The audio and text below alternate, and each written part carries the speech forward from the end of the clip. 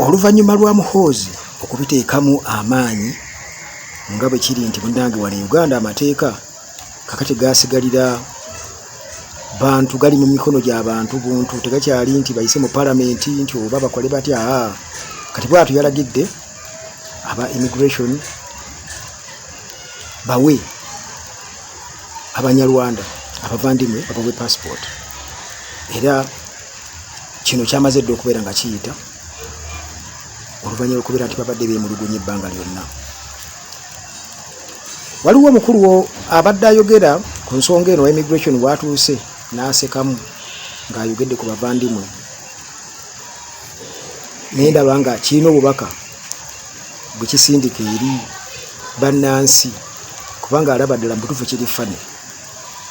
President w'eggwanga lino General Yoweri Museveni yayita olukungaana tuyita meeting ya officials okuva wano mu internal affairs ne bannaffe Abanyarwanda abeeyita abavandimwe nga n'ayogera ku bintu ebikwatagana ne okugaba passport n'obutuuze bwa Uganda kubanga jjukira luli twalinawo obuzibuzibu nga abantu baffe abo bakaaba nti passport bwe basaba wano passport tubatawaanya ne tubeetoolooza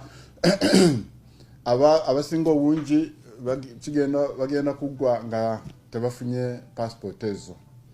Ekyo kituufu baganda baffe abo bafunyemu obuzibu passport eziwerera ddala ndowooza nga 15,000 ziremedde wano mu system lwa nsonga ya butuze nga wano ffe ku internal affairs tuba twesibira nnyo ku tteeka lya constitution erigamba nti constitution Banyarwanda beeyogerako bebo bokka abasangibwa wano nga Africa nga batematemamu nga bacolonialists batematema mu Africa mu 1926 kati abajja oluvannyuma ne tuba consideringa nti si Banyarwanda ba Uganda kati niwesanga nti abantu abatera nnyo okufuna passport baana bato abaana abazaalibwa 2000 bali mu 1908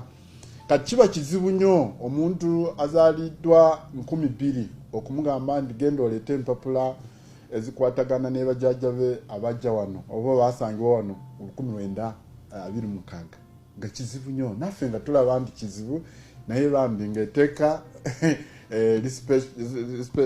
kolaki lispecifyinga kyekyo kyennyini kakati beekubira eri president n'abaako byakyusaamu era bye bino president bye yalambika okugaba passport ne ndagamuntu okusookera ddala bw'obeera Omunyarwanda ali mu tuluba eryo Omunyarwanda muna Uganda bw'oba wa applyinga passport n'eremera mu system lwa nsonga emu oba endala oba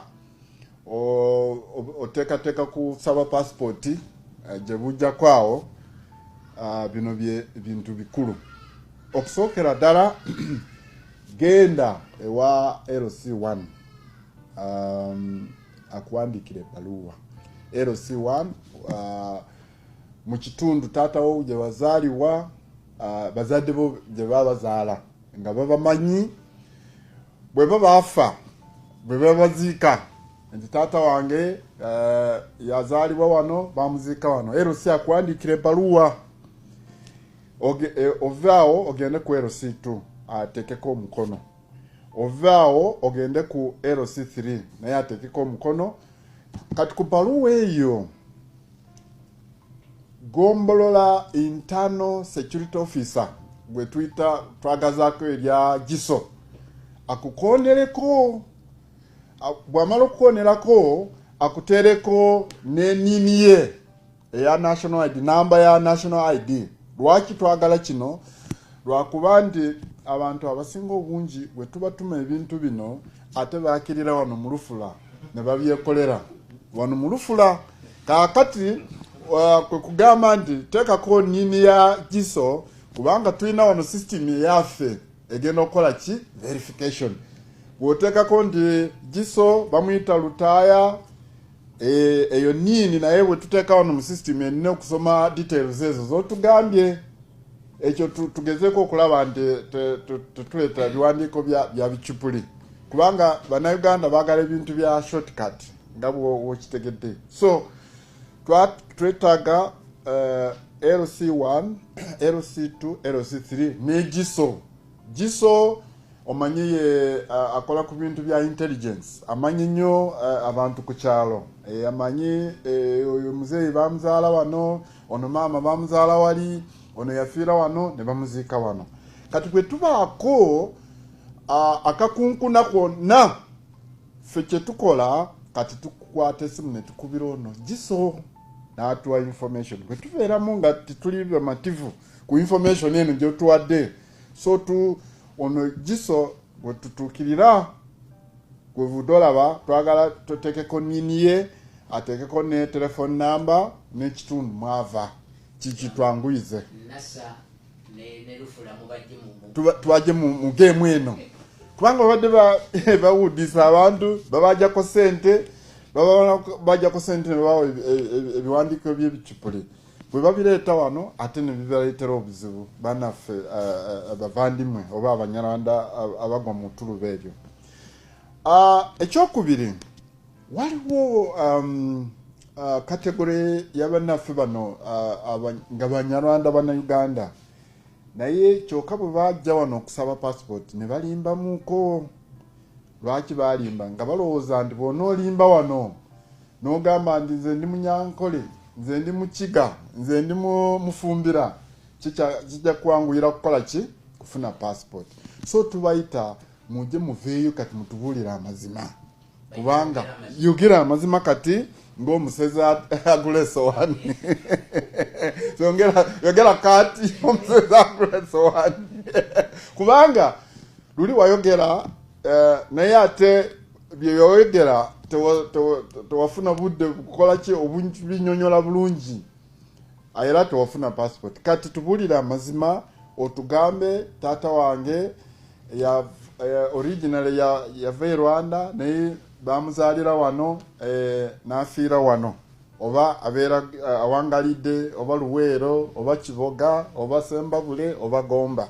Otubulire n'ekitundu ekyo LC, atubulire n'egiso, atubulire nti ono omwami tumumanyi awangalidde mu kitundu bwekiti na bwekiti. Muleete ebintu ebyo bwe mumala okutuuka wano mubireete mu office ya commissioner akola ku bintu bya passport. Wano wansi tutaddewo actually deski ekuŋŋaanya ebintu ebyo. Kaakati bwe tunaamala okubifuna tugenda kubitunulamu weekage emu tutandika okubayita yenna anaaba atuwadde information ng'entuufu tujja kubanga tubayita tubasindikira message nga tubakolera passport zaabwe. Kino nno nga bw'owulidde awo emitirira mwe balina okubeera nga bayita bagenda ku LC bagenda ewa giso. Nsuubira okubanga kale oba oli awo kyandibadde kikola mu society etaliimu nguzi. Ne kati Uganda tekisoboka kuba enguzi yafuuka enguzi. Bw'otunuulira ba RDC engeri gye banyagululamu gye beegatta n'abanyaguluzi b'ettaka ne banyagulula ettaka awo oyinza okusinziira okukakasa nti kyenjogera kituufu. Enguzi yafuuka enguzi mu Uganda.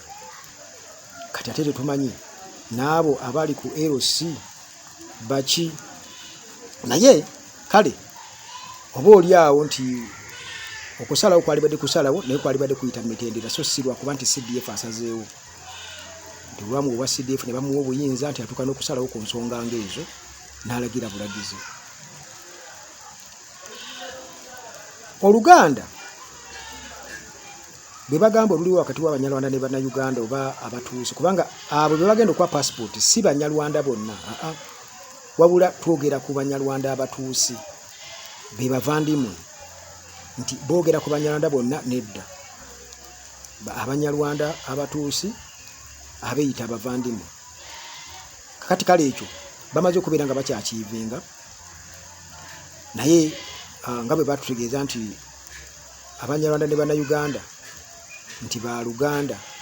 Oluganda olwo bw'olutwala e Rwanda n'olwogerako lukola, bw'otuuka e Rwanda n'ogamba nti bannaffe tuli Bannayuganda, katugeze nti nze ndi Musoga, tuli ba Luganda, bajja kugamba kituufu kale katukuwe passport, tekijja kusoboka.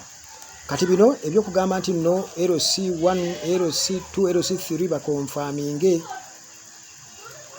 ebyo basobola okubigeta mu ngeri yonna, naye ng'ekituufu kiri nti ani yandibadde munnansi asaanidde okubeera ng'afuna passport, asaanidde okubeera ng'afuna ennangamuntu, ani eyali qualifying mu nsonga eno, ani yali qualifying. Ekintu nakinyonnyola era ne mbanyonnyola enzija y'abatuusi wano na biki bye baali bakoze e Rwanda ne mu declaration ya UN bikwatagana bitya wano, bali recognized nga baani, ebyo byonna. Kubanga gwe n'ova n'ogenda mu America n'okukukaliza ova mu Mexico n'ayingira mu America ng'ayise muzimu ku porous borders, ne bamukukusa n'ayingira mu America, ne bw'azaala abaana n'azaala essaza ly'abaana tebaligenda kubeera Bamerica, naye taligenda kubeera mu America kubanga enzija ye eba etankanibwa, naye mu mbeera naddala eno eya Uganda amateeka nga tegakola, biragiro bye bikola,